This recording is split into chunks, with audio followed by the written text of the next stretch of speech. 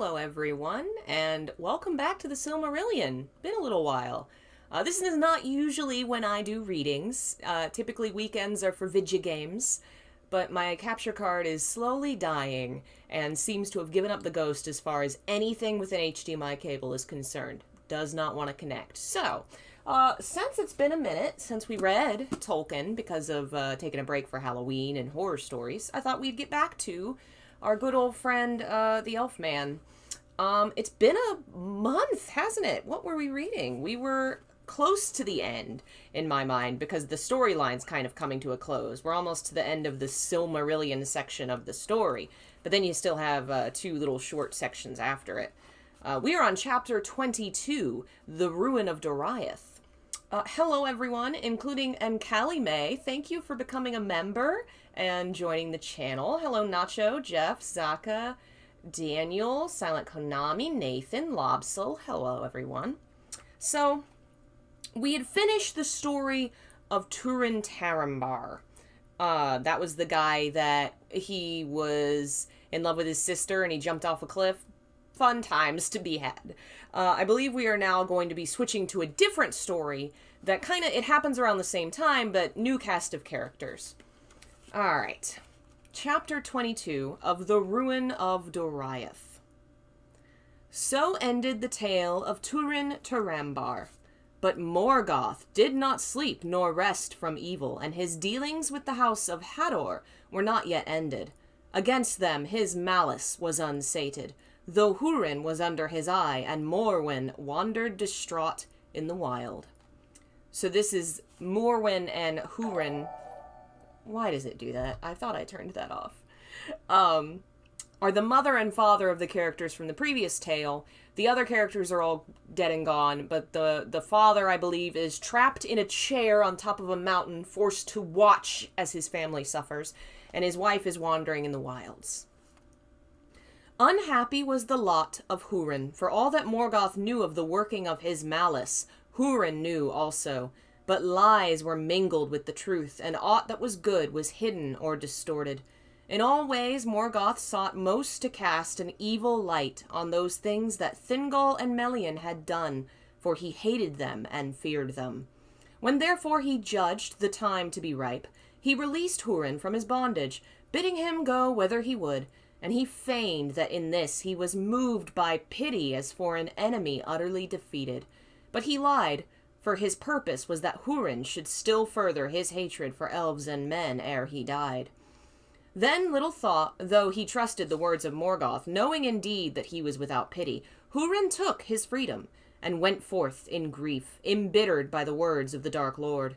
And a year was now gone since the death of Turin his son. For 28 years he had been captive in Angband, and he was grown grim to look upon. His hair and beard were white and long, but he walked unbowed, bearing a great black staff, and he was girt with a sword. Thus he passed into Hithlum, and tidings came to the chieftains of the Easterlings that there was a great riding of captains and black soldiers of Angband over the sands of Anfloglin. And with them came an old man, as one that was held in high honor. Therefore they did not lay hands on Hurin, but let him walk at will in those lands, in which they were wise, for the remnant of his own people shunned him, because of his coming from Angband as one in league and honor with Morgoth. Thus his freedom did but increase the bitterness of Hurin's heart, and he departed from the land of Hithlum and went up into the mountains. Thence he descried far off amid the clouds the peaks of the Chrysogrim, and he remembered Turgon, and he desired to come again to the hidden realm of Gondolin. He went down therefore from Eredwethrin, and he knew not that the creatures of Morgoth watched all his steps. And crossing over the Brithriec, he passed into Dimbar and came to the dark feet of the Echoriath. All the land was cold and desolate, and he looked about him with little hope, standing at the foot of a great fall of stones beneath a sheer rock wall. And he knew not that this was that way that was now all that was left of that way, of the old way of escape. That is a weird way to phrase a sentence, my friend. He knew not that this was all that was now left to see of the old way of escape. The dry river was blocked, and the arched gate was buried. Then Hurin looked up to the grey sky, thinking that he might once more descry the eagles, as he had long ago in his youth, but he saw only the shadows blown from the east, and clouds swirling about the inaccessible peaks, and he heard only the wind hissing over the stones. But the watch of the great eagles was now redoubled, and they marked Hurin well, far below, forlorn in the fading light. And straightway Thorondor himself, since the tidings seemed great, brought word to Turgon. But Turgon said, "Does Morgoth sleep? You were mistaken." "Not so," said Thorondor. "If the eagles of Manwë were wont to err thus, then long ago, lord, your hiding would have been in vain." "Then your words bode ill," said Turgon, "for they can but have one meaning. Even Hurin Thalion has surrendered to the will of Morgoth. My heart is shut." But when Thorondor was gone, Turgon sat long in thought, and he was troubled, remembering the deeds of Hurin of Dor-lomin, and he opened his heart and sent the eagles to seek for Hurin, and to bring him, if they might, to Gondolin. But it was too late, and they never saw him again in light or in shadow. For Hurin stood in despair before the silent cliffs of the Echoriath, and the westering sun, piercing the clouds, stained his white hair with red. Then he cried aloud in the wilderness, heedless of any ears, and he cursed the pitiless land. And standing at last upon a high rock, he looked towards Gondolin and cried in a great voice, "Turgon! Turgon, remember the fen of Serech! O Turgon, will you not hear in your hidden halls?" But there was no sound save the wind in the dry grasses. "Even so they hissed in Serech at the sunset," he said, and as he spoke the sun went behind the mountains of shadow, and a darkness fell about him, and the wind ceased, and there was silence in the waste.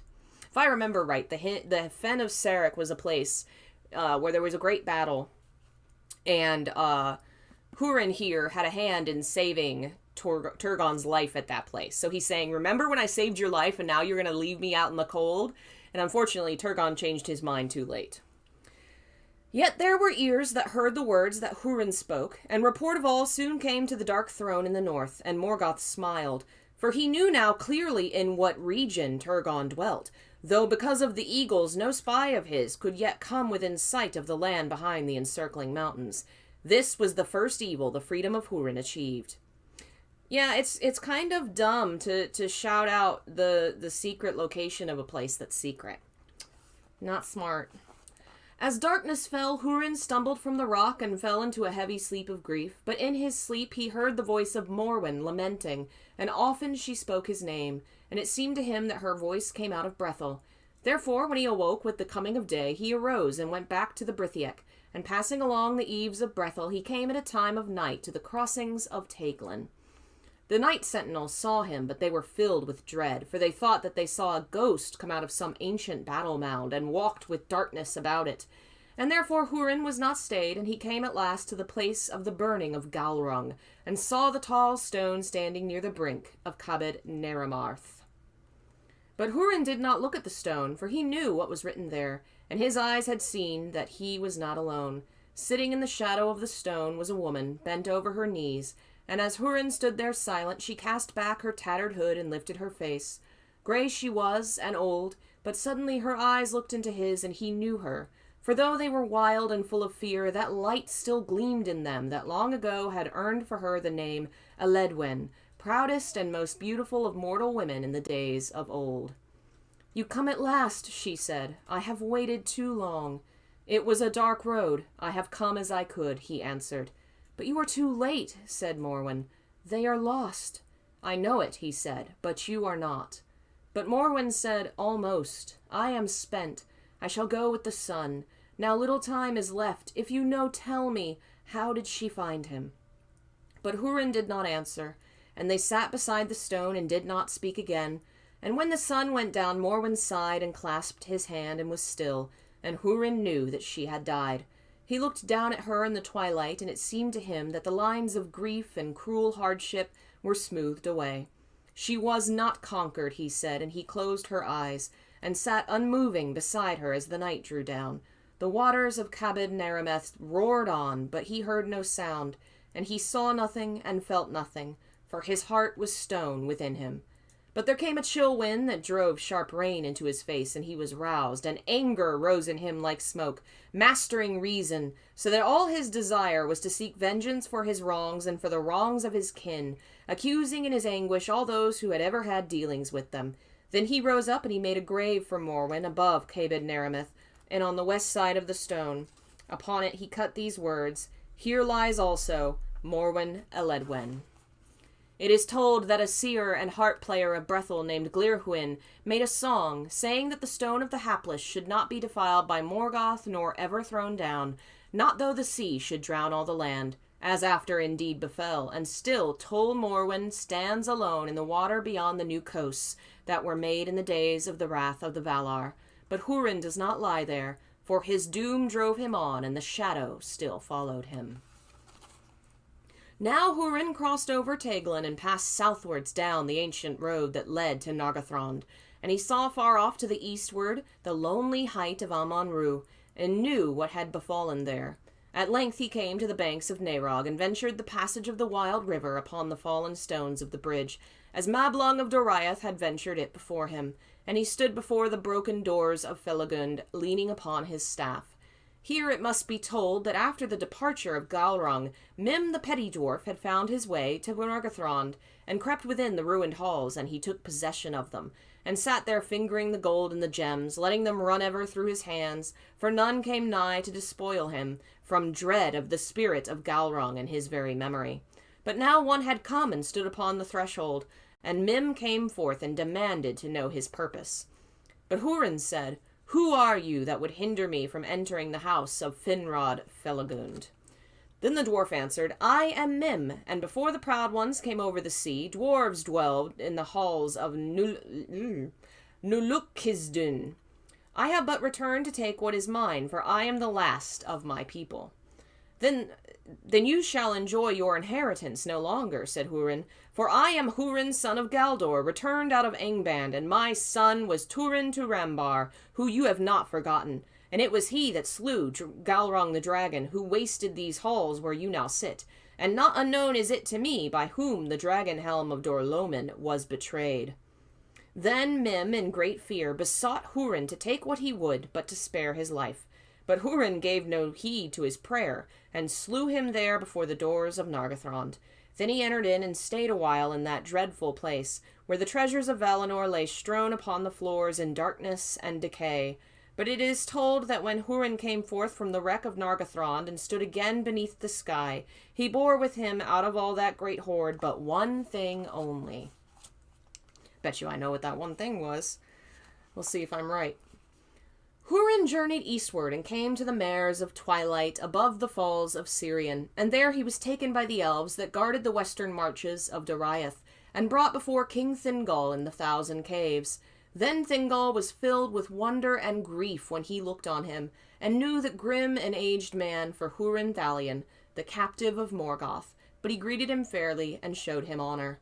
Hurin made no answer to the king, but drew forth from beneath his cloak the one thing which he'd taken from Nargothrond, and that was no lesser treasure than the Nauglamir, the necklace of the dwarves that was made for Finrod Felagund long years before by the craftsmen of Nogrod and Belagast, most famed of all their works in the elder days, and prized by Finrod while he lived above all the treasures of Nargothrond. And Hurin cast it at the feet of Thingol with wild and bitter words. Receive thou thy fee, he cried, for thy fair keeping of my children and my wife. For this is the Nauglamir, whose name is known to many among elves and men, and I bring it to thee out of the darkness of Nargothrond, where Finrod thy kinsman left it behind him, when he set forth with Beren, son of Barahir, to fulfill the errand of Thingol of Doriath. Yeah, that necklace, like many treasures in The Lord of the Rings and the Silmarillion and such, it's gonna cause some problems. It's not a good necklace. Thingol looked upon the great treasure and knew it for the Nauglamir, and well did he understand Hurin's intent, but being filled with pity he restrained his wrath and endured Hurin's scorn. And at last Melian spoke and said, Hurin Thalion, Morgoth hath bewitched thee, for he that seeth through Morgoth's eyes, willing or unwilling, seeth all things crooked. Long was Turin thy son fostered in the halls of Menegroth, and shown love and honor as the son of the king. And it was not by the king's will, nor by mine, that he never came back to Doriath. And afterwards thy wife and thy daughter were harbored here with honor and goodwill, and we sought by all means that we might dissuade Morwen from the road to Nargothrond. With the voice of Morgoth thou dost now upbraid thy friends. Oh, well, thank you for the support, Daniel. Hearing the words of Melian, Hurin stood motionless, and he gazed long into the eyes of the queen. And there in Menegroth, defended still by the girdle of Melian from the darkness of the enemy, he read the truth of all that he had done, and tasted at last the fullness of woe that was measured for him by Morgoth Bauglir. And he spoke no more of what was past, but stooping, lifted up the Noglamir from where it lay before Thingol's chair, and he gave it to him, saying, "Receive now, Lord, the necklace of the dwarves, as a gift from one who has nothing, and as a memorial of Hurin of Dorloman. For now my fate is fulfilled, and the purpose of Morgoth achieved, but I am his thrall no longer." Then he turned away and passed out from the 1,000 caves, and all that saw him fell back before his face, and none sought to withstand his going, nor did any know whither he went. But it is said that Hurin would not live thereafter, being bereft of all purpose and desire, and cast himself at last into the western sea, and so ended the mightiest of the warriors of mortal men. Uh-oh. Seriously? Is something screaming? Why? This program. I have all these audio effects turned off because they don't work properly, but apparently this program doesn't know how to turn things off. What's confusing about it is they have controls in the actual program itself, and then they have controls set up on the website. And the website will sometimes overthrow those controls, and there's nothing to, I can't fix it. I don't know what they've done and why. How do I... Let me move this a little bit, see if it'll let me do it. Media source, extras, game audio. Yeah, they are all off. They are all off. Why are you still playing sounds? When did the scream happen? It would have been perfect if it was right after he jumped off the cliff. That'd have been great. I will have to look into... I don't know if I can... Maybe I should just uninstall it and reinstall the freaking program. But we're not done yet. I mean, we're done with Hurin. He's done. He's done skis. But we're not done with Thingol. When Hurin was gone from Menegroth, Thingol sat long in silence, gazing upon the great treasure that lay upon his knees, and it came into his mind that it should be remade, and in it should be set the Silmaril. For as the years passed, Thingol's thought turned unceasingly to the jewel of Fëanor, and became bound to it, and he liked not to let it rest even behind the doors of his inmost treasury, and he was minded now to bear it with him always, waking and sleeping. Uh-oh!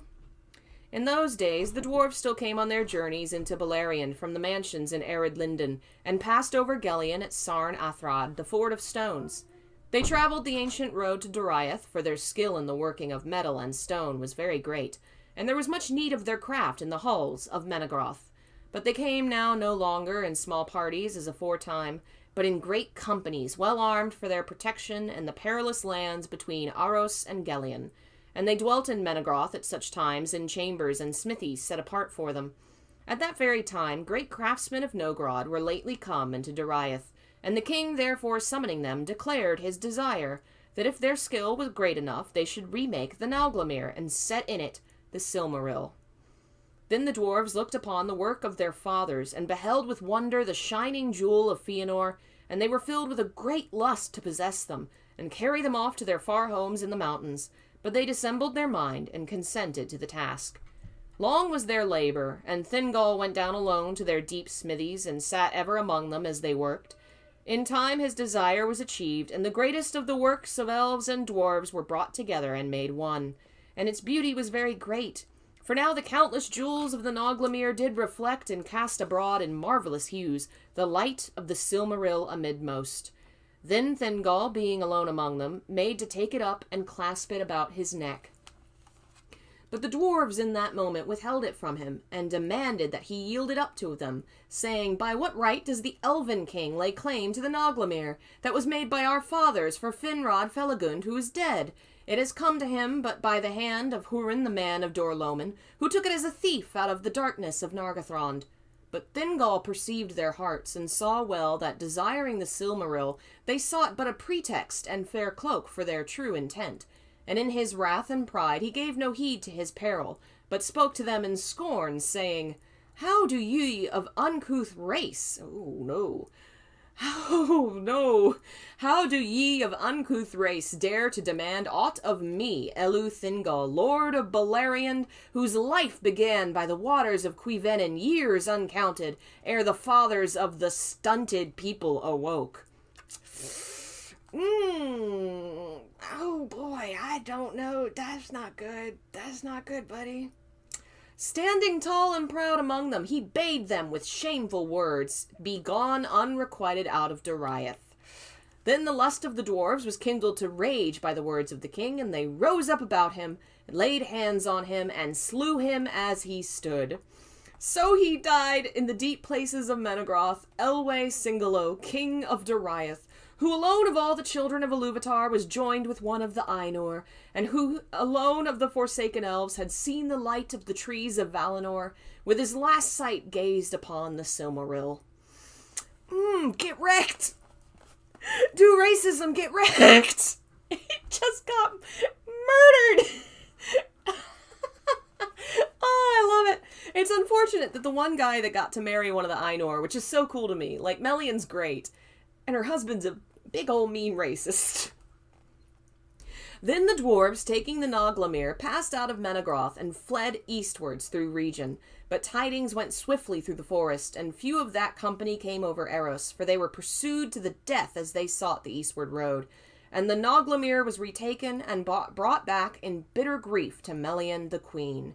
Yet two there were of the slayers of Thingol who escaped from the pursuit on the eastern marches, and returned at last to their city far off in the Blue Mountains. And there in Nogrod they told somewhat of all that had befallen, saying the dwarves were slain in Doriath by command of the Elven King, who thus would cheat them of their reward.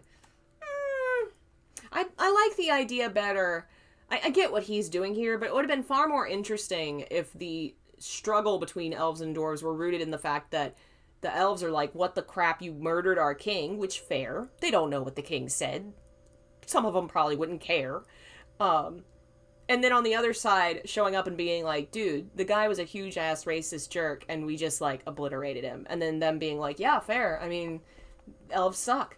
You know, rather than them lying about the king being wrong in the first place, which I think that's less interesting, but I know why he did it. Then great was the wrath and lamentation of the dwarves of Nogrod for the death of their kin and their great craftsman, and they tore their beards and wailed, and long they sat taking thought for vengeance. It is told that they asked aid from Belegost, but it was denied them, and the dwarves of Belegost sought to dissuade them from their purpose. But their counsel was unavailing, and ere long a great host came forth from Nogrod, and crossing over Gelion, marched westward through Beleriand. Upon Doriath a heavy change had fallen. Melian sat long in silence beside Thingol the king, and her thought passed back into the starlit years to their first meeting among the nightingales of Nan Elmoth in ages past, and she knew that her parting from Thingol was the forerunner of a greater parting, and that the doom of Doriath was drawing nigh. For Melian was of the divine race of the Valar, and she was a Maya of great power and wisdom. But for the love of Elwë Singolo, she took upon herself the form of the elder children of Iluvatar, and in that union became bound by the chain and trammels of the flesh of Arda. In that form she bore him to him Luthien Tinuviel, and in that form she gained a power over the substance of Arda, and by the girdle of Melian was Doriath defended through long ages from evils without. But now Thingol lay dead, and his spirit had passed to the halls of Mandos, and with his death a change came also upon Melian. Thus it came to pass her power was withdrawn in that time from the forests of Neldereth and region, and as Galduin the enchanted river spoke with a different voice, and Doriath lay open to its enemies. Thereafter Melian spoke to none save to Mablung only, bidding him take heed to the Silmaril, and to send word speedily to Barrett and Luthien in Osiriand, and she vanished out of Middle-earth, and passed to the land of the Valar beyond the western sea, to muse upon her sorrows in the gardens of Lorien whence she came, and this tale speaks of her no more.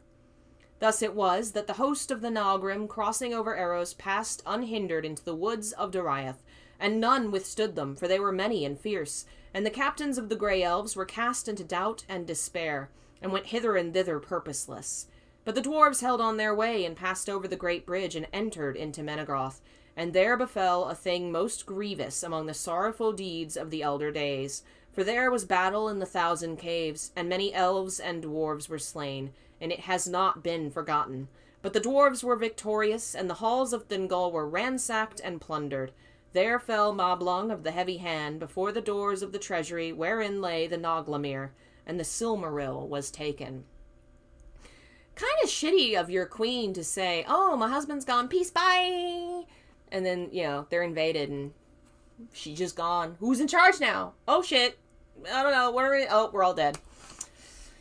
Would have been far more interesting if she at least tried to hang around enough to help out her people rather than just going into immediate widow depression. At the time, Barrett and Luthien yet dwelled in Tol Galen, the Green Isle, in the river Adurant, southernmost of the streams that falling from Eredlindon flowed down to join with Gelion, and their son Dior Ilushiel had to wife Nimloth, kinswoman of Celeborn, prince of Doriath, who was wedded to the lady Galadriel. Okay, wait, so let's follow that train. So, Barrett and Luthien, two famous people, they're going to be the ancestors of the kings of men. Their kid is Dior. His wife is kinswoman of Celeborn. I'm going to call that cousins. So cousins to Celeborn, who's married to Galadriel. Okay. So that's interesting. Because later Galadriel, that's funny. Because Galadriel's daughter will marry Elrond, and Elrond is descendant of these two. So she's just all wrapped up in that tree. The sons of Dior and Nimloth were Elured and Elurin. And a daughter also was born to them, named Elwing, which is star spray, for she was born on a night of stars, whose light glittered in the spray of the waterfall of Lanthir Lamath beside her father's house. Now word went swiftly among the elves of Osirian that a great host of dwarves bearing gear of war had come to...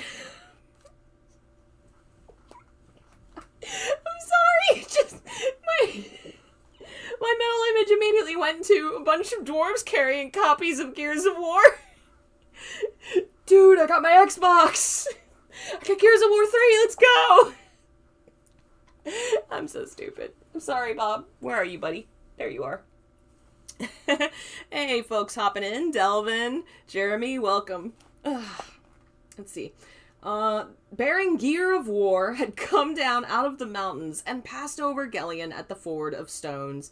Their tidings came soon to Barrett and Luthien, and in that time also a messenger came to them out of Doriath, telling of what had befallen there.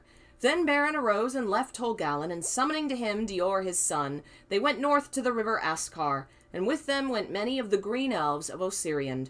Thus it came to pass that when the dwarves of Nogrod, returning from Menegroth with diminished host, came again to Sarnathrad, they were assailed by unseen enemies, for as they climbed up Gelion's banks, burdened with the spoils of Doriath, suddenly all the woods were filled with the sound of elven horns, and shafts sped upon them from every side. There many of the dwarves were slain in the first onset, but some escaping from the ambush held together and fled eastward toward the mountains. And as they climbed the long slopes beneath Mount Dolmed, there came forth the shepherds of the trees, and they drove the dwarfs into the shadowy woods of Eredlindon, where it is said came never one to climb the high passes that led to their homes. Of course, the shepherds of the trees are referring to the Ents, the big tree people. In that battle by Sarnathrad, Beren fought his last fight, and himself slew the lord of Nogrod, and wrested from him the necklace of the dwarves. But he dying laid his curse upon all the treasure. Then Beren gazed in wonder on the self-same jewel of Fëanor that he had cut from Morgoth's iron crown, now shining set amid golden gems by the cutting of the dwarves, and he washed it clean of blood in the waters of the river. And when all was finished, the treasure of Doriath was drowned in the river Askar, and from that time the river was named anew Rathloriel, the Golden Bed. But Beren took the Noglamir and returned to Tol Galen. Little did it ease the grief of Luthien to learn that the lord of Nogrod was slain and many dwarfs beside. But it is said and sung that Luthien wearing the necklace and that immortal jewel was the vision of greatest beauty and glory that has ever been outside the realm of Valinor. And for a little while the land of the dead that live became like a vision of the land of the Valar, and no place has been since so fair, so fruitful, or so filled with light. Now Dior, Thingol's heir, bade farewell to Beren and Luthien, and departing from Lanthir Lamath with Nimloth his wife, came to Menegroth and abode there. And with them went their sons, Elred and Elerin, and Elwing their daughter. Then the Sindar received them with joy, and they arose from the darkness of their grief for fallen kin and king, and the departure of Melian. And Dior Elushiel set himself to raise anew the glory of the kingdom of Doriath. There came a night of autumn, and when it grew late, one came and smote upon the doors of Menegroth, demanding admittance to the king. He was a lord of the Green Elves, hastening from Osirian, and the door wards brought him to where Dior sat alone in his chamber. And there in silence he gave to the king a coffer and took his leave. In that coffer lay the necklace of the dwarves, wherein sat the Silmaril. And Dior, looking upon it, knew it for a sign that Baron Erkmenian and Luthien Tenuviel had died indeed, and gone where go the race of men to a fate beyond the world. Long did Dior gaze upon the Silmaril, which his father and mother had brought beyond hope out of the terror of Morgoth, and his grief was great that death had come upon them so soon. But the wise have said that the Silmaril hastened their end, for the flame of the beauty of Luthien as she wore it was too bright for mortal hands. Then Dior arose, and about his neck he clasped the Nauglamir, and now he appeared as the fairest of all the children of the world, of the threefold race, of the Edain, and the Eldar, and of the Maiar of the Blessed Realm.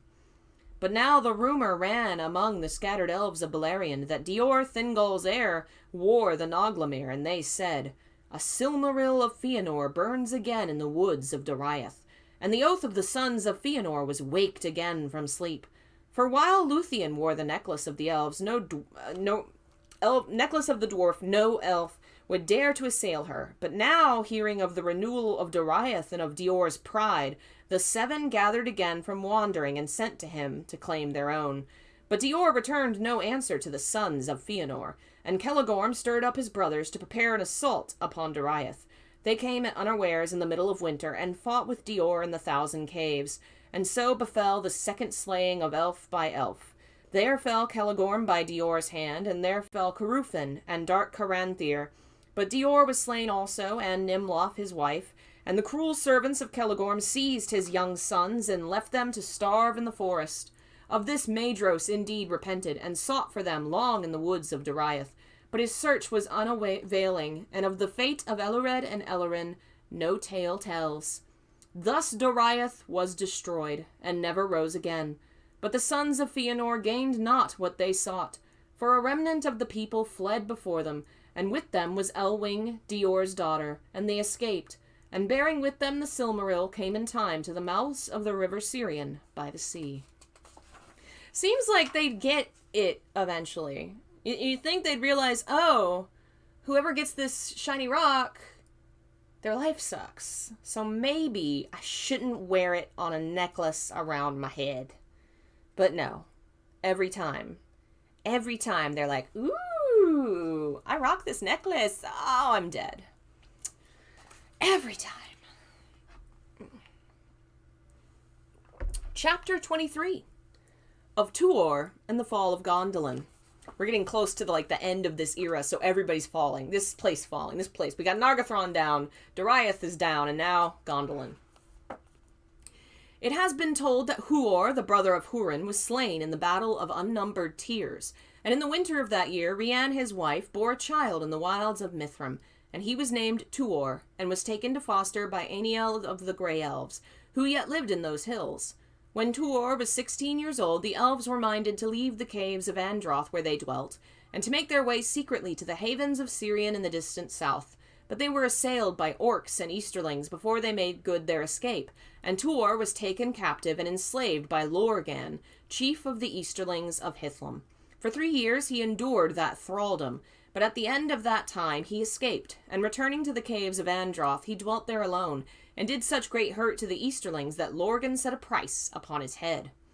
But when Tuor had lived thus in solitude as an outlaw for 4 years, Ulmo set it in his heart to depart for the land of his fathers, for he had chosen Tuor as the instrument of his designs, and leaving once more the caves of Androth, he went westwards across Dor-Lomin, and found Anon in Gelid, the gate of the Noldor, which the people of Turgon built when they dwelt in Nevrast long years before.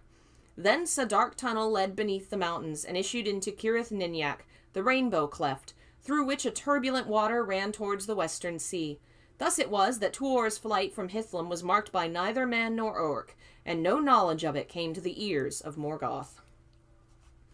Tuor came into Nevrast, and looking upon Belagir the Great Sea, he was enamored of it, and the sound of it and the longing for it were ever in his heart and ear, and an unquiet was on him that took him at last into the depths of the realms of Ulmo.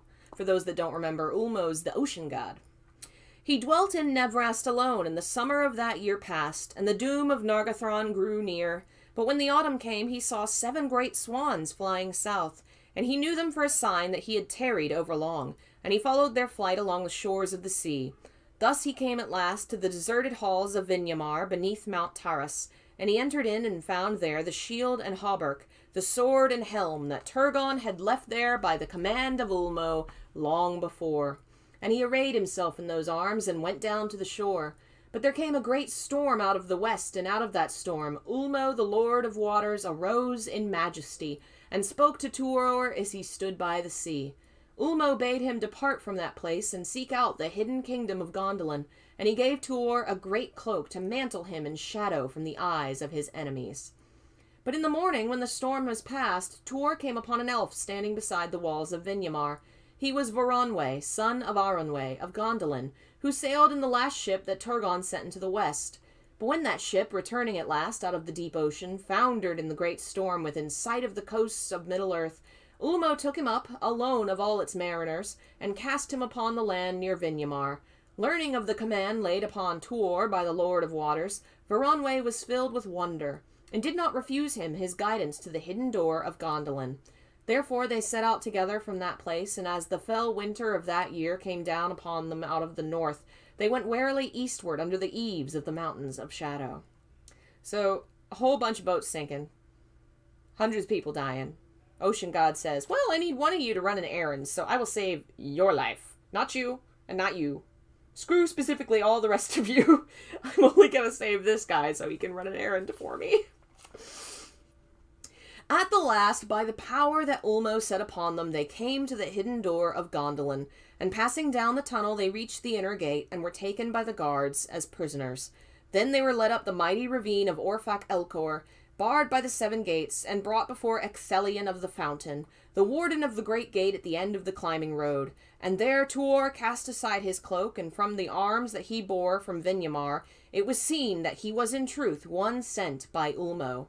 Then Tuor looked down upon the fair vale of Tumladen, set as a green jewel amid the encircling hills, and he saw far off upon the rocky height of Aemon Gwareth Gondolin the Great, city of 7 names, whose fame and glory is mightiest in song of all the dwellings of the elves in the hitherlands.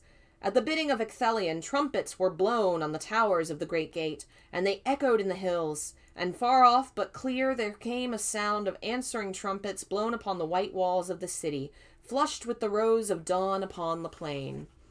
Thus it was that the son of Huor rode across Tumladen, and came to the gate of Gondolin. And passing up the wide stairways of the city, he was brought at last to the tower of the king, and looked upon the images of the trees of Valinor. Then Tuor stood before Turgon son of Fingolfin, high king of the Noldor, and upon the king's right hand there stood Maeglin his sister son, but upon his left hand sat Idril Celebrindal, his daughter. And all that heard the voice of Tuor marveled, doubting that this were in truth a man of mortal race. For his words were the words of the Lord of Waters that came to him in that hour. And he gave warning to Turgon that the curse of Mandos now hastened its fulfillment, when all the works of the Noldor should perish, and he bade him depart, abandon the fair and mighty city he had built, and go down Sirion to the sea. Then Turgon pondered long the counsel of Ulmo, and there came into his mind the words that were spoken to him in Vinyamar.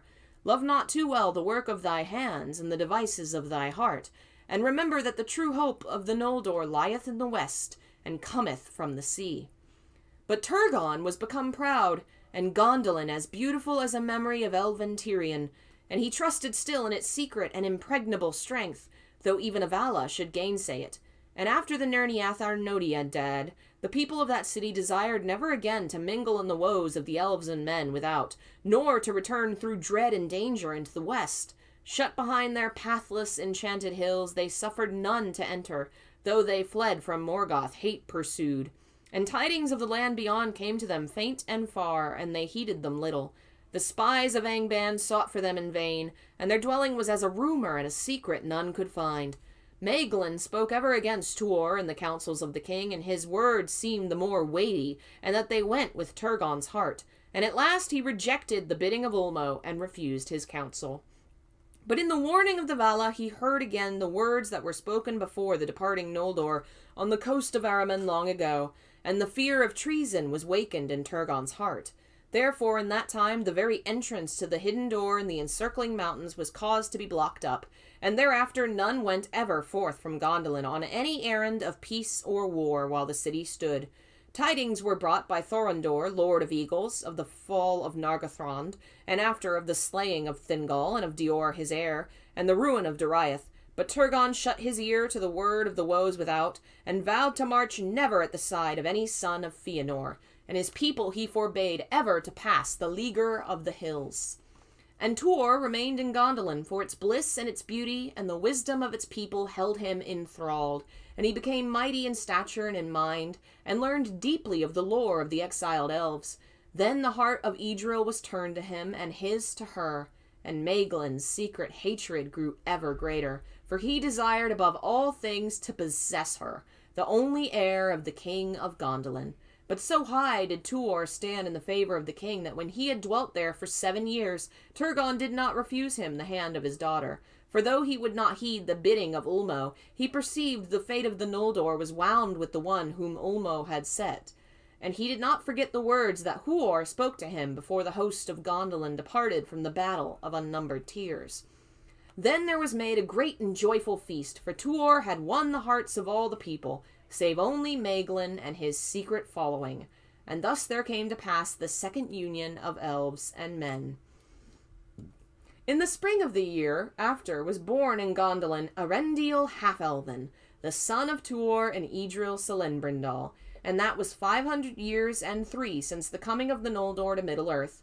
Of surpassing beauty was Erendiel, for a light was in his face as the light of heaven, and he had the beauty and the wisdom of the Eldar, and the strength and hardihood of the men of old, and the sea spoke ever in his ear and heart, even as with Tuor his father. Then the days of Gondolin were yet full of joy and peace, and none knew that the region wherein the hidden kingdom lay had been at last revealed to Morgoth by the cries of Hurin, when standing in the wilderness beyond the encircling mountains and finding no entrance, he called on Turgon in despair. Thereafter the thought of Morgoth went unceasing on the mountainous land between Anak and the waters of Sirion, whither his servants had never passed. Yet still no spy or creature out of Angband could come there because of the vigilance of the eagles. And Morgoth was thwarted in the fulfillment of his designs. But Idril Celebrimbor was wise and fair-seeing, and her heart misgave her, and foreboding crept upon her spirit as a cloud. Therefore in that time she let prepare a secret way that should lead down from the city, and passing out beneath the surface of the plain, issue far beyond the walls, northward of Amon-Gwareth, and she contrived that the work was known but to few, and no whisper of it came to Maeglin's ears. Now on a time when Erendiel was still young, Maeglin was lost, for he, as had been told, loved mining and quarrying after metals above all other craft, and he was master and leader of the elves who worked in the mountains distant from the city, seeking after metals for their smithying of things, both of peace and war. But often Maeglin went with few of his folk beyond the leaguer of the hills, and the king knew not that his bidding was defied. And thus it came to pass, as fate willed, that Maeglin was taken prisoner by orcs and brought to Angband. Maeglin was no weakling or craven, but the torment wherewith he was treated cowed his spirit, and he purchased his life and freedom by revealing to Morgoth the very place of Gondolin, and the ways whereby it might be found and assailed. Greater indeed was the joy of Morgoth, and to Maeglin he promised lordship of Gondolin as his vassal, and the possession of Idril Celebrimbor, when the city should be taken. And indeed, desire for Idril and hatred for Tuor led Maeglin the easier to his treachery, most infamous in all the histories of the elder days. But Morgoth sent him back to Gondolin, lest any should suspect the betrayal, and so that Maeglin should aid the assault from within, when the hour came. And he abode in the halls of the king with smiling face and evil in his heart. while the darkness gathered ever deeper upon Idril. At last, in the year when Eärendil was 7 years old, Morgoth was ready, and he loosed upon Gondolin his Balrogs and his orcs and his wolves, and with them came dragons of the brood of Galrung, and they were become now many and terrible. The host of Morgoth came over the northern hills, where the height was greatest and the watch least vigilant, and it came at night upon a time of festival, when all the people of Gondolin were upon the walls to await the rising sun, and sing their songs at its uplifting. For the morrow was the great feast they named the Gates of Summer. But the red light mounted the hills in the north and not in the east, and there was no stay in the advance of the foe until they were beneath the very walls of Gondolin, and the city was beleaguered without hope.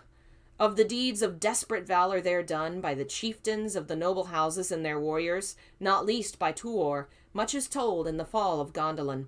Of the battle of Ecthelion of the Fountain with Gothmog, lord of Balrogs, in the very square of the king, where each slew the other, and of the defense of the tower of Turgon by the people of his household until the tower was overthrown, and mighty was its fall and the fall of Turgon and its ruin.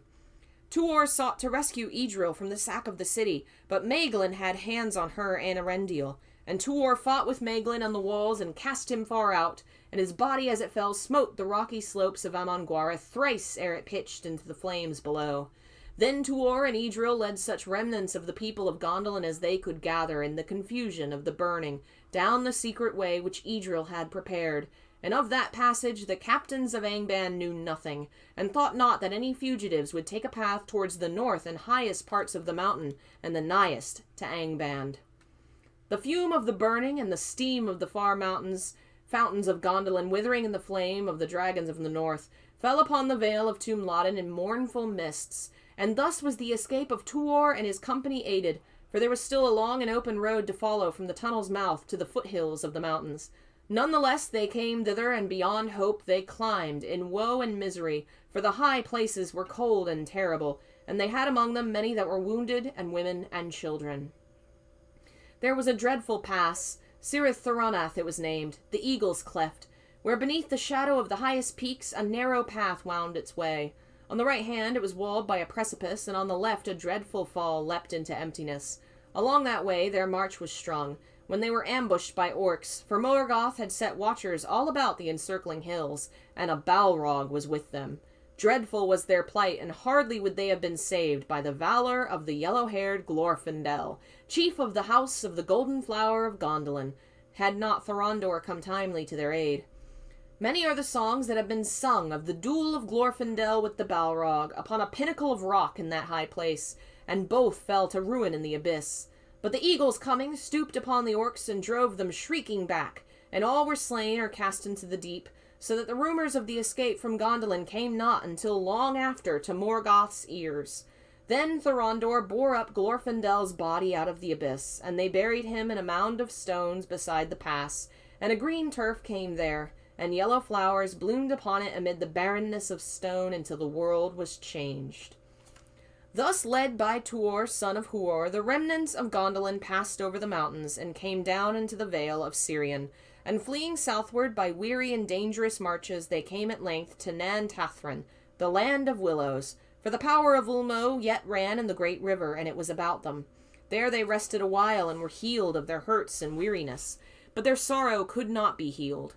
And they made a feast in memory of Gondolin and of the elves that had perished there, the maidens and the wives, the warriors of the king, and for Glorfindel the beloved many were the songs they sang, under the willows of Nan Tathrin in the waning of the year. There Tuor made a song for Eärendil his son, concerning the coming of Ulmo, the lord of waters, to the shores of Nevrast aforetime, and the sea longing woke in his heart and in his sons also. Therefore Idril and Tuor departed from Nan Tathrin, and went southwards down the river to the sea, and they dwelt there by the mouths of Sirion, and joined their people to the company of Elwing, Dior's daughter, that had fled thither but a while before. And when the tidings came to Balar of the fall of Gondolin and the death of Turgon, Arenion Gil-galad, son of Fingon, was named High King of the Noldor in Middle-earth. I'm sure it'll go well for him, but we are getting kind of close to the Tolkien Middle-earth second half, I guess, of the history, sort of, because Gil-galad is going to be the guy that battles Sauron eventually. Morgoth thought that his triumph was fulfilled, recking little of the sons of Fëanor and their oath, which had harmed him never and turned always to his mightiest aid, and in his black thought he laughed, regretting not the one Silmaril he had lost, for by it, as he deemed, the last shred of the people of the Eldar should vanish from Middle-earth and trouble it no more. If he knew of the dwelling by the waters of Sirion, he gave no sign, biding his time and waiting upon the working of oath and lie. Yet by Sirion and the sea there grew up an elven folk, the gleanings of Doriath and Gondolin, and from Balar the mariners of Círdan came among them.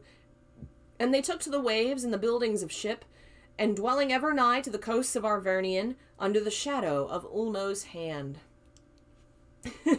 Glorfindel may be dead, but he does get better. Elves have this thing where they go to the halls of Mandos to await to have another life. And that could be, ages later when the apocalypse comes, or they might be reborn in Middle-earth tomorrow. And Glorfindel is one of the elves that a few thousand years after his big battle with the Balrog, he is reborn, and he is a character in The Lord of the Rings. In the movies, he was replaced with Arwen, which not everyone was happy about, but I'm glad Arwen had a bigger role. Anyway. It is said that in the time Ulmo came to Valinor out of the deep waters, and spoke there to the Valar of the need of the elves, and he called on them to forgive them and rescue them from the overmastering might of Morgoth, and win back the Silmarils, wherein alone now bloomed the light of the days of bliss when the two trees still shone in Valinor. But Manwë moved not, and of the counsels of his heart what tales shall tell. The wise have said that the hour was not yet come, and that only one speaking in person for the cause of both elves and men, pleading for pardon on their misdeeds and pity on their woes, might move the counsels of the powers. And the oath of Fëanor perhaps even Manwë could not loose, until it found its end, and the sons of Fëanor relinquished the Silmarils upon which they had laid their ruthless claim, for the light which lit the Silmarils the Valar themselves had made.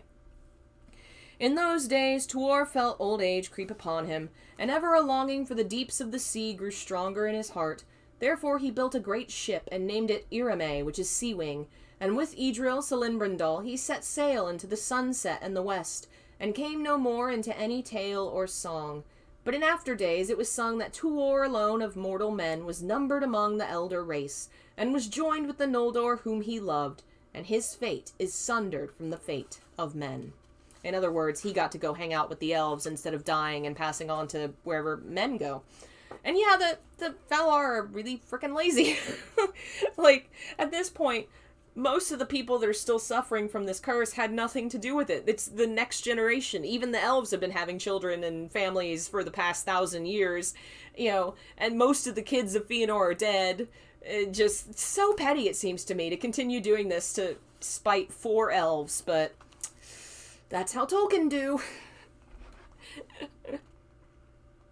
I feel like the struggle there is he's too bound up in both wanting to have a Christian idea of gods and a pagan idea, where, you have these gods that have personalities and flaws and character traits, but also there are these infallible gods beyond all comprehension, which is basically Manwë. And having Manwë be an individual who is making these choices that seem terrible to us, but he also has no personality whatsoever, it just comes across as incredibly psychopathic. Like, if he was a person with flaws, like a Zeus type, it would make a lot more sense that he says, frick 'em, I'm too proud to help. And instead of just silently listening about how they're all dying and not giving a shit. Manwë is kind of fucked up. Alright, we'll try and read a little more, because, we only have 1 chapter left before the Akalabeth, so let's finish it. Chapter 24, of the Voyage of Arendil and the War of Wrath. Bright Arendil was then lord of the people that dwelt nigh to Sirion's mouths, and he took to wife Elwing the Fair, and she bore to him Elrond and Elros, who are called the Half-Elven. And yes, that is the Elrond from Lord of the Rings, my favorite character. Arendil could not rest, and his voyages about the shore of the Hitherlands eased not his unquiet. 2 purposes grew in his heart, blended as one in longing for the wide sea. He sought to sail thereon, seeking after Tuor and Idril, who returned not, and he thought to find perhaps the last shore, and bring ere he died the message of elves and men to the Valar in the west, that should move their hearts to pity for the sorrows of Middle-earth. Now Eärendil became fast in friendship with Círdan the shipwright, who dwelt on the Isle of Belar with those of his people who escaped from the sack of the havens of Berthombar and Elgarest. With the aid of Círdan, Eärendil built Vingalot, the foam flower, fairest of the ships of song. Golden were its oars and white its timbers, hewn in the birch woods of Nimbrathil, and its sails were as the argent moon. In the lay of Eärendil is many a thing sung of his adventures in the deep and in the lands untrodden, and in many seas and in many isles, but Elwing was not with him, and she sat in sorrow by the mouths of Sirion. Eärendil found not Tuor nor Idril, nor came he ever on that journey to the shores of Valinor, defeated by shadows and enchantment, driven by repelling winds, until in longing for Elwing he turned homeward towards the coast of Beleriand, and his heart bade him haste, for a sudden fear had fallen on him out of dreams, and the winds that before he had striven with might now bear him back as swift as his desire. Now when first the tidings came to Maedhros that Elwing yet lived and dwelt in possession of the Silmaril by the mouths of Sirion, he, repenting of the deeds in Doriath, withheld his hand, but in time the knowledge of their oath unfulfilled returned to torment him and his brothers, and gathering from their wandering hunting paths, they sent messages to the havens of friendship and of stern demand. Then Elwing and the people of Sirion would not yield the jewel which Barrett had won and Luthien had worn, and for which Dior the Fair was slain. And least of all while Eärendil their lord was on the sea, for it seemed to them that in the Silmaril lay the healing and the blessing that had come upon their houses and their ships. And so there came to pass the last and cruelest of the slayings of elf by elf, and that was the third of the great wrongs achieved by the cursed oath. For the sons of Fëanor that yet lived came down suddenly upon the exiles of Gondolin and the remnant of Doriath, and destroyed them. In that battle some of their people stood aside, and some few rebelled and were slain upon the other part, aiding Elwing against their own lords. For such was the sorrow and confusion in the hearts of the Eldars those days. But Maedhros and Maglor won the day, though they alone remained thereafter of the sons of Fëanor, for both Amrod and Amras were slain. Too late the ships of Círdan and Gil-galad the High King came hasting to the aid of the elves of Sirion, and Elwing was gone, and her sons. Then such few of the people as did not perish in the assault joined themselves to Gil-galad, and went with him to Belar. And they told that Elros and Elrond were taken captive, but Elwing with the Silmaril upon her breast had cast herself into the sea. Thus Maedhros and Maglor gained not the jewel, but it was not lost. For Ulmo bore up Elwing out of the waves, and he gave her the likeness of a great white bird, and upon her breast shone as a star the Silmaril, and she flew over the water to seek Eärendil her beloved. On a time of night Eärendil at the helm of his ship saw her come towards him, as a white cloud exceeding swift beneath the moon, as a star over the sea moving in strange course, a pale flame on the wings of storm. And it is sung that she fell from the air upon the timbers of Vingalo, in a swoon, nigh unto death for the urgency of her speed, and Eärendil took her to his bosom. But in the morning with marvelling eyes he beheld his wife in her own form beside him, with her hair upon his face, and she slept. Great was the sorrow of Eärendil and Elwing for the ruin of the havens of Sirion, and the captivity of their sons, and they feared they would be slain, but it was not so. For Maglor took pity upon Elros and Elrond, and he cherished them, and love grew between them, as little might be thought. But Maglor's heart was sick and weary with the burden of the dreadful oath. Yet Eärendil saw now no hope left in the lands of Middle-earth, and he turned again in despair, and came not home, but sought back once more to Valinor with Elwing at his side. He stood now most often at the prow of Vingalo, and the Silmaril was bound upon his brow, and ever its light grew greater as they drew into the west. Just said, fuck those sons. My sons? Them? Fuck them. Let's go. We're leaving. I have my wife, I have my boat, I have my shiny rock. Who needs sons? I'll have new sons. Poor Elrond and Elros. It was said that by reason of the power of the holy jewel that they came in time to waters no vessels save those of the Teleri had known, and they came to the enchanted isles and escaped their enchantment, and they came into the shadowy seas and passed their shadows, And they looked upon Tolaressia, the lonely isle, but tarried not. And at last they cast anchor in the bay of Eldamar, and the Teleri saw the coming of that ship out of the east, and they were amazed, gazing from afar upon the light of the Silmaril, and it was very great. Then Arendiel, first of living men, landed on the immortal shores, and he spoke there to Elwing and to those that were with him, and they were 3 mariners who had sailed all the seas beside him. Falathar, Eloront, and Arendir were their names. And Arendiel said to them, Here none but myself shall set foot, lest you fall under the wrath of the Valar. But that peril I will take on myself alone for the sake of the 2 kindreds. But Elwing answered, Then our paths would be sundered forever. All thy perils I will take on myself also. And she leapt into the white foam and ran towards him. That's one of my favorite moments that Tolkien's written. Basically, Arendiel and the few people on his boat, he's stepped onto the Godland, which he's not supposed to do, and he says, listen, all y'all wait in the boat so that if this goes badly, they're only angry with me. And his wife says, no, we are bound together forever. Whatever risk you take, I take. And she jumps out and runs for him. I love that part.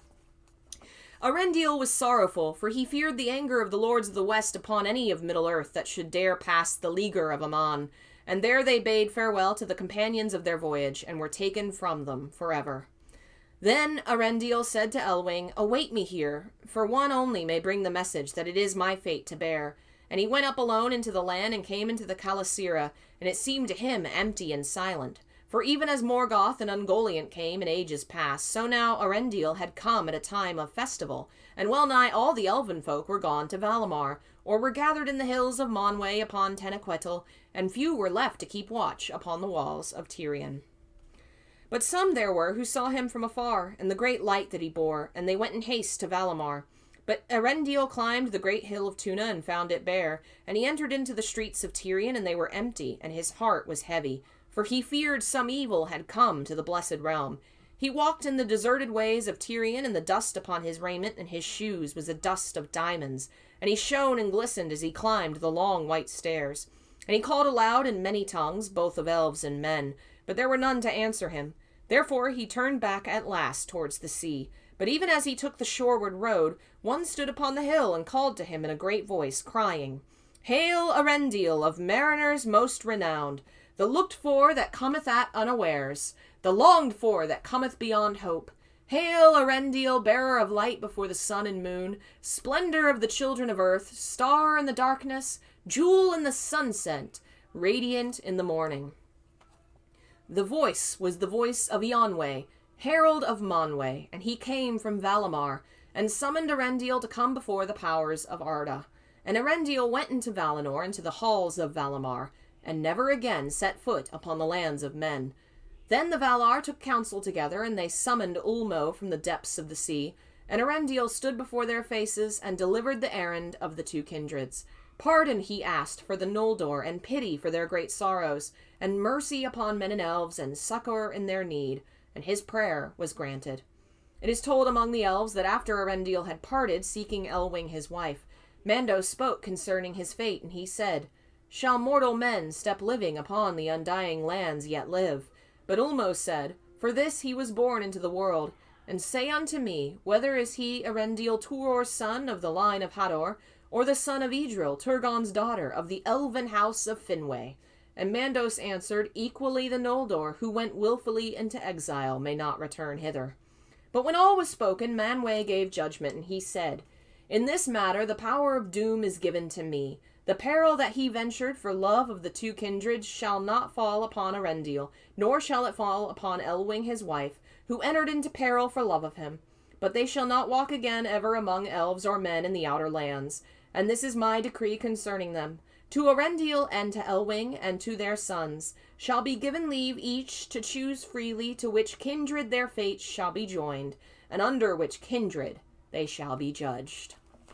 To explain what that means, they are of a mixed race. Their blood is human, male, men, whatever, and elf. So they have a mixed bit. His mom is an elf. His dad was a human. I think she had a similar deal.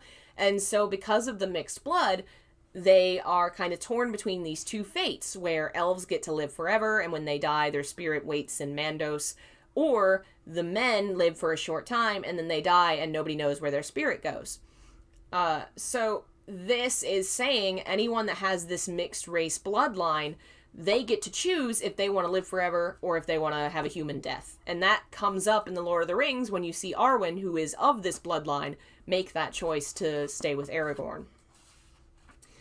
Now when Arendil was long time gone, Elwing became lonely and afraid, and wandering by the margin of the sea, she came near to Aqualande, where lay the Teleran fleets. There the Teleri befriended her, and they listened to her tales of Doriath and Gondolin and the griefs of Beleriand, and they were filled with pity and wonder. And there Arendil returning found her at the haven of the swans.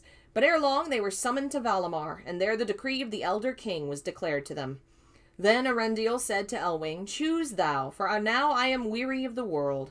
And Elwing chose to be judged among the firstborn children of Iluvatar because of Luthien, and for her sake Arendil chose alike, though his heart was rather with the kindred of men and the people of his father.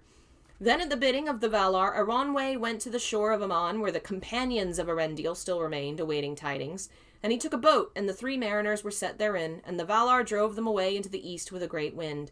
But they took Vingalo, and hollowed it, and bore it away through Valinor to the uttermost rim of the world, and there it passed through the door of night, and was lifted up even into the oceans of heaven. Now fair and marvellous was the vessel made, and it was filled with a wavering flame, pure and bright. And Arandil the mariner was sat at the helm, glistening with dust of elven gems, and the Silmaril was bound upon his brow. Far he journeyed in that ship, even into the starless voids, but most often was he seen at morning or at evening, glimmering in sunrise or sunset, as he came back to Valinor from voyages beyond the confines of the world.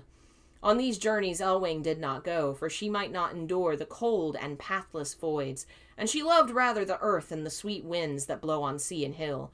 Therefore there was built for her a white tower northward upon the borders of the sundering seas, and thither at times all the sea-birds of the earth repaired.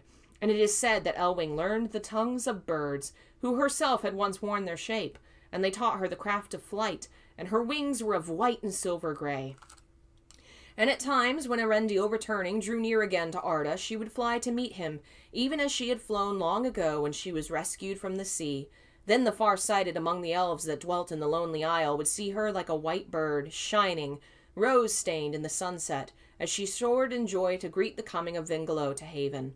Now, when first Vingalo was set to sail in the seas of heaven, it rose unlooked for, glittering and bright, and the people of Middle-earth beheld it from afar and wondered, and they took it for a sign, and called it Gil Estel, the Star of High Hope. And when this new star was seen at evening, Maedhro spoke to Maglor his brother, and he said, "Surely that is a Silmaril that shines now in the west." And Maglor answered, "If it truly be the Silmaril which we saw cast into the sea, that rises again by the power of the Valar, then let us be glad, for its glory is seen now by many, and is yet secure from all evil." Then the elves looked up and despaired no longer, but Morgoth was filled with doubt. Yet it is said that Morgoth looked not for the assault that came upon him from the west, for so great was his pride become that he deemed that none would ever again come with open war against him.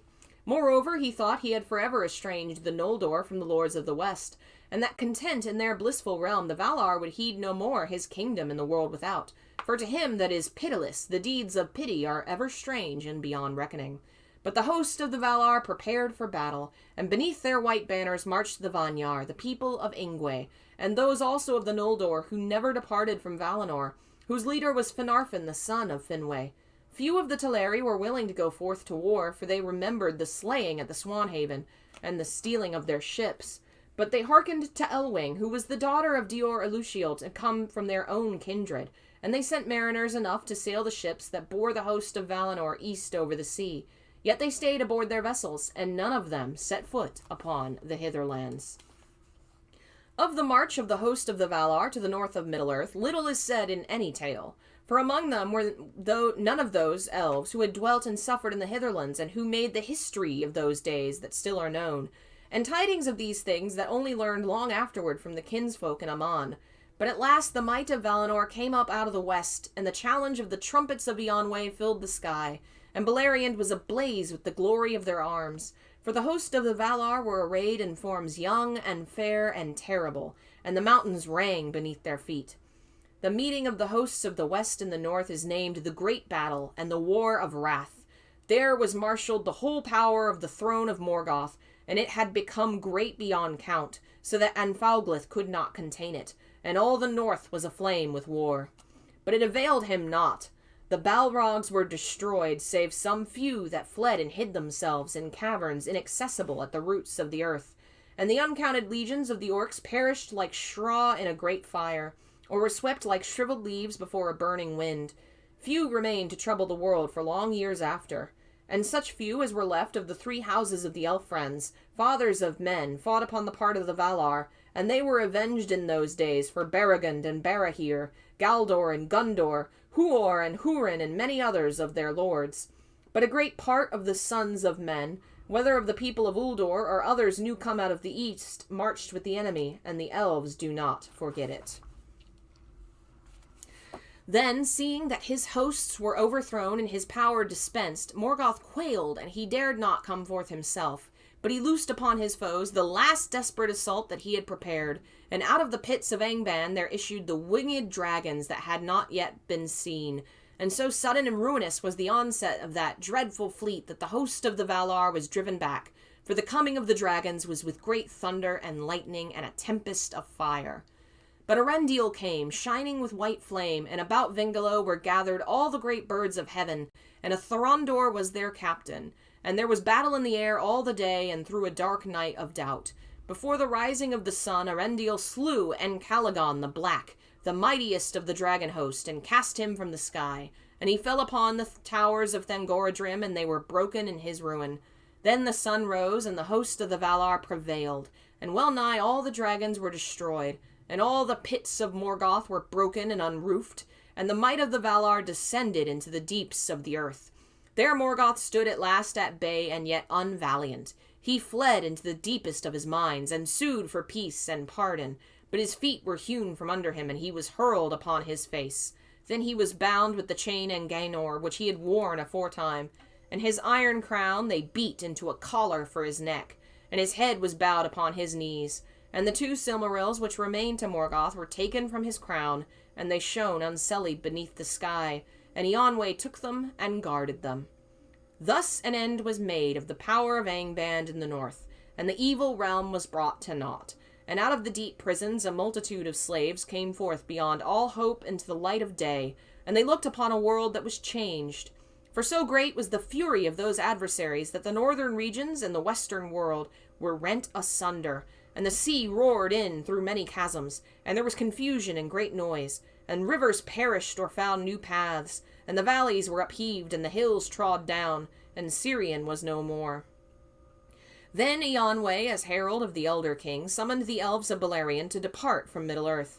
But Maedhros and Maglor would not hearken, and they prepared, though now with weariness and loathing, to attempt in despair the fulfillment of their oath, for they would have given battle for the Silmarils were they withheld, even against the victorious host of Valinor, even though they stood alone against all the world. And they sent a message therefore to Eonwë, bidding him yield up now those jewels which of old Fëanor their father made, and Morgoth stole from him. But Eonwë answered that the right to the work of their father, which the sons of Fëanor formerly possessed, had now perished, because of their many and merciless deeds, being blinded by their oath, and most of all because of their slaying of Dior and the assault upon the havens. The light of the Silmarils should go now into the west, whence it came in the beginning, and to Valinor must Maedhros and Maglor return, and there abide the judgment of the Valar, by whose decree alone would Eonwë yield the jewels from his charge. Then Maglor desired indeed to submit, for his heart was sorrowful, and he said, The oath says not that we may not bide our time, and it may be that in Valinor all shall be forgiven and forgot, and we shall come into our own in peace. But Maedhros answered that if they returned to Aman, but the favor of the Valar were withheld from them, then their oath would still remain, but its fulfillment be beyond all hope. And he said, Who can tell to what dreadful doom we shall come, if we disobey the powers in their own land, or purpose ever to bring war again into their holy realm? Yet Maglor still held back, saying, If Manwë and Varda themselves deny the fulfillment of an oath to which we named them in witness, is it not made void? And then Maedhros answered, But how shall our voices reach to Iluvatar beyond the circles of the world? And by Iluvatar we swore in our madness, and called the everlasting darkness upon us if we kept not our word. Who shall release us? If none can release us, said Maglor, then indeed the everlasting darkness shall be our lot, whether we keep our oath or break it, but less evil shall we do in the breaking. Yet at last he yielded to the will of Maedhros, and they took counsel together how they should lay hands on the Silmarils. And they disguised themselves, and came in the night to the camp of Eonwe, and crept into the place where the Silmarils were guarded. And they slew the guards, and laid hands on the jewels. Then all the camp was raised against them, and they prepared to die, defending themselves unto the last. But Eonwe would not permit the slaying of the sons of Fëanor, and departing unfought they fled far away. Each of them took to themselves a Silmaril, for they said, Since one is lost to us, and but two remain, and we two alone of our brothers, so it is plain that fate would have us share the heirlooms of our fathers. But the jewel burned the hand of Maedhros in pain unbearable, and he perceived that it was as Eonwe had said, and that his right thereto had become void, and the oath was in vain. And being in anguish and despair, he cast himself into a gaping chasm filled with fire, and so ended. And the Silmaril that he bore was taken into the bosom of the earth. And it is told that of Maglor he could not endure the pain with which the Silmaril tormented him, and he cast it at last into the sea, and thereafter he wandered ever upon the shores, singing in pain and regret beside the waves. For Maglor was mighty among the singers of old, named only after Daeron of Doriath, but he came never back among the people of the elves. And thus it came to pass that the Silmarils found their long homes, one in the airs of heaven, one in the fires of the heart of the world, and one in the deep waters. In those days there was a great building of ships upon the shores of the western sea, and thence in many a fleet the Eldar set sail into the west, and came never back to the lands of weeping and of war. And the Vanyar returned beneath their white banners, and were borne in triumph to Valinor. But their joy in victory was diminished, for they returned without the Silmarils from Morgoth's crown, and they knew that those jewels could not be found or brought together again unless the world be broken and remade. And when they came into the west, the elves of Beleriand dwelt upon Tol Eressëa, the lonely isle, that looks both west and east, whence they might come even to Valinor. They were admitted again to the love of Manwë and the pardon of the Valar, and the Teleri forgave their ancient grief, and the curse was laid to rest. Yet not all the Adalier were willing to forsake the hitherlands where they had long suffered and long dwelt, and some lingered many an age in Middle-earth. Among those were Círdan the shipwright, and Celeborn of Doriath, Galadriel his wife, who alone remained of those who led the Noldor in exile to Beleriand.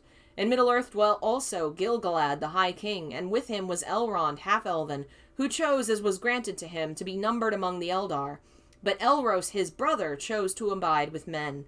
And from these brethren alone has come along the men of the blood of the firstborn, and a strain of the spirits divine that was before Arda.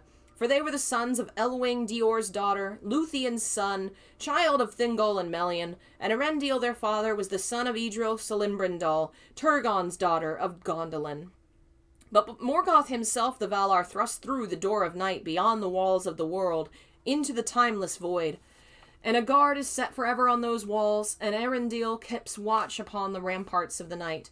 Yet the lies that Melkor the mighty and accursed, Morgoth Boglir, the power of terror and of hate, sowed in the hearts of elves and men, are a seed that does not die and cannot be destroyed.